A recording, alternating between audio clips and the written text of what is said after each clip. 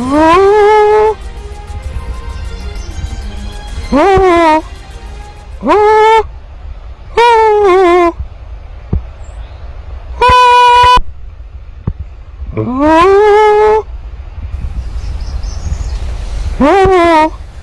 అరవడం ఎప్పుడైనా విన్నారా? మనిషి మాదిరిగా మూలగడం ఎప్పుడైనా చూసారా? కరీంనగర్ జిల్లాలో ఇప్పుడు ఇదొక పెద్ద హాట్ టాపిక్ గా మారిపోయింది. రామడుగు మండలం వెలిచాల్లో వింత పాము సంచరిస్తోంది.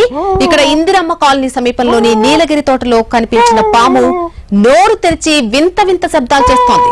ప్రస్తుతం దీనికి సంబంధించిన వీడియో చక్కర్లు కొడుతోంది.